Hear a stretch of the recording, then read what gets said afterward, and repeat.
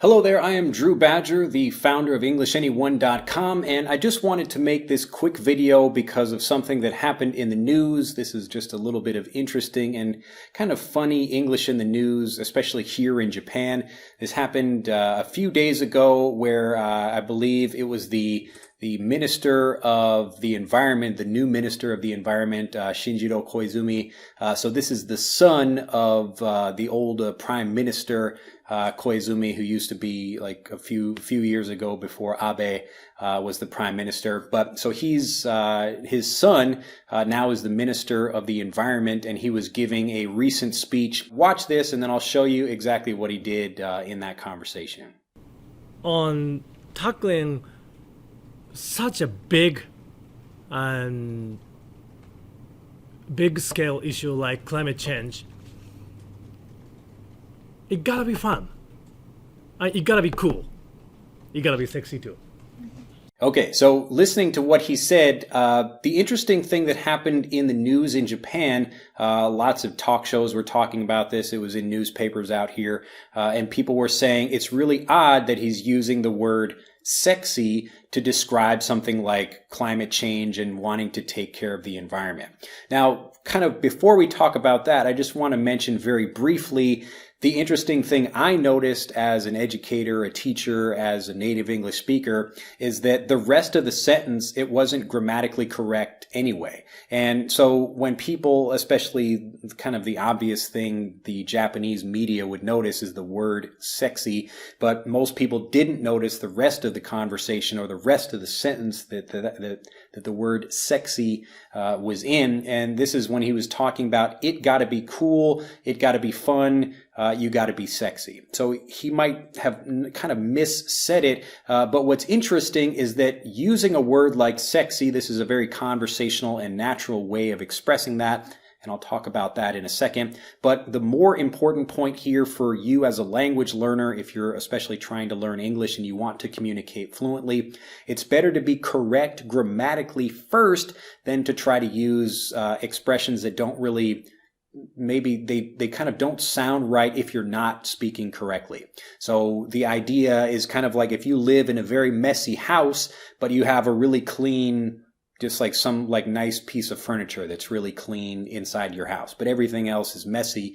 People will wonder about that. Why is that? Like your sofa or your chair looks really nice, but everything else in your room is messy. And this is kind of what it feels like when you listen to a grammatically incorrect sentence, but it's got some really interesting conversational word or expression in it.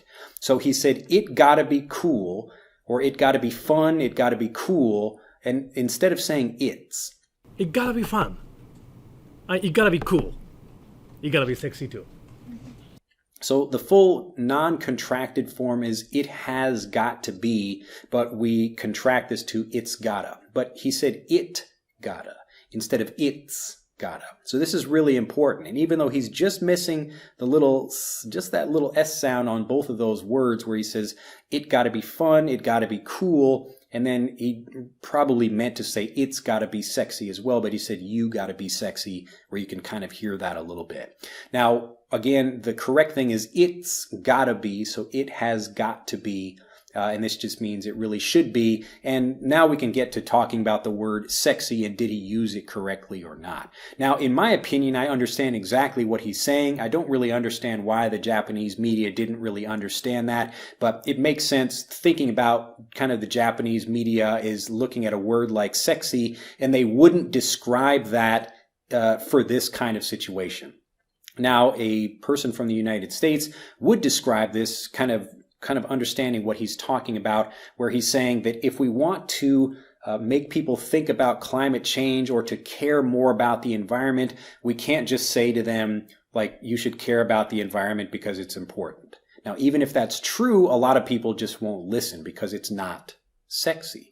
So to describe something as sexy, what you're really saying is that it's something interesting or that people care about that, whether that's like really good for them or not. But the point is it's attractive to people, and that's what he was trying to say. So I really understand his point, exactly what he was trying to say, although the grammar was incorrect, which was like a little bit weird. So especially if you're trying to give like a talk, you're like a politician or somebody, and it's important for you to express yourself, it's better to be correct than to try to use something that sounds a little bit more interesting, that might be remembered, and you're not really using it correctly. So when he's saying we need to care about the environment because it's a good thing to do, but to convince other people about that, we have to make it fun, we have to make it cool, we have to make it sexy.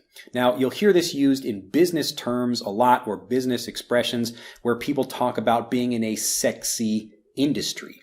Now, a sexy industry might be like technology, like people making like some kind of different software, something like that. So software now is like a sexy business or a sexy industry to be in. But maybe making aluminum cans or sofas or something is not very sexy. So you could say, like, I work in a very boring industry, like, I don't know, making tables. So maybe something like that. It's a good thing, and people need tables, but it's just not a very sexy thing. So I understood exactly what he was trying to say. But remember, when you are trying to express yourself, be correct first. Make sure you're saying something. Notice how he's saying it's gotta. So he said gotta correctly, but instead of it's gotta, he said it gotta. It gotta be fun. It gotta be cool.